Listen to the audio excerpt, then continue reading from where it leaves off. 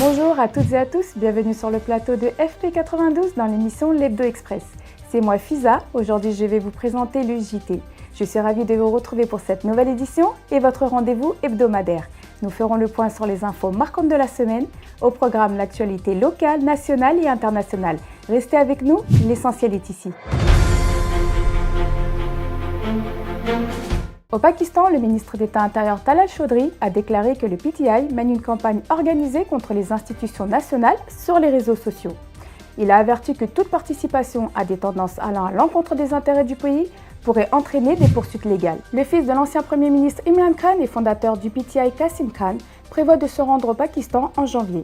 Il affirme que son père est détenu dans une cellule réservée aux condamnés à mort. Selon l'agence de presse britannique Reuters, le chef militaire pakistanais Asim Munir se rendra prochainement à Washington, aux États-Unis, pour rencontrer le président Donald Trump pour discuter du déploiement des troupes à Gaza. Le FIA déclare qu'au moins 51 000 Pakistanais ont été empêchés de voyager à l'étranger cette année pour cause de justificatifs manquants et documents incomplets.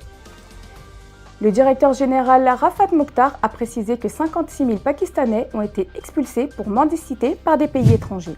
Samina Beg, l'alpiniste pakistanaise, fait la fierté du Pakistan en devenant la première femme à atteindre le pôle sud. Son frère Mirza Ali déclare qu'elle a choisi un itinéraire de ski complexe et l'a réussi avec succès. Bravo! La députée Saïda Amina Batoul a été nommée membre du comité de réforme institutionnelle de la FIFA.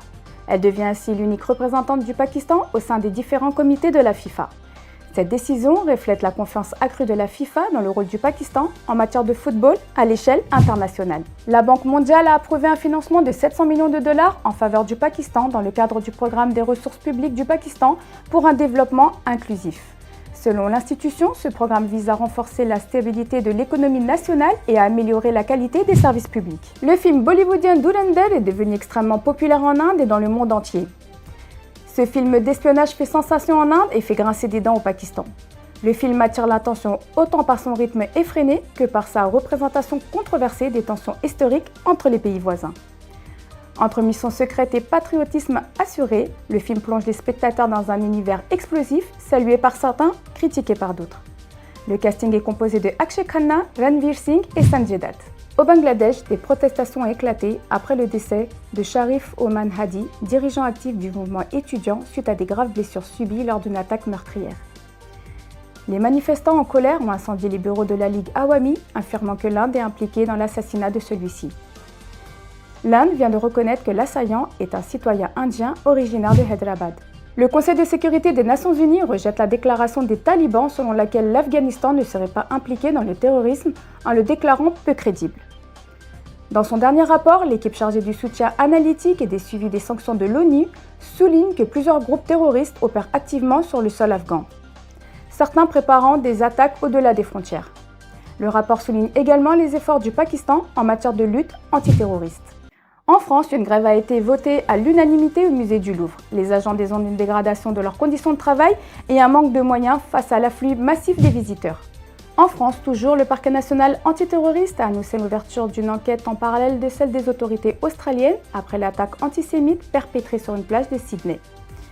La France renforce la sécurité des lieux de culte juifs. Les agriculteurs sont en colère suite à l'abattage de 200 vaches atteintes de dermatose nodulaire contagieuse. Les agriculteurs reprochent au gouvernement de mal gérer la crise. Des blocages routiers sont en cours, ce qui risque de compromettre le départ en vacances de certains voyageurs. En Allemagne, le gouvernement a annoncé la fin immédiate de son programme d'accueil des réfugiés afghans.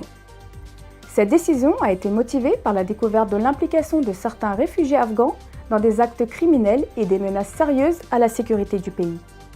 Cette mesure suscite un débat autour de l'équilibre entre accueil humanitaire et sécurité intérieure.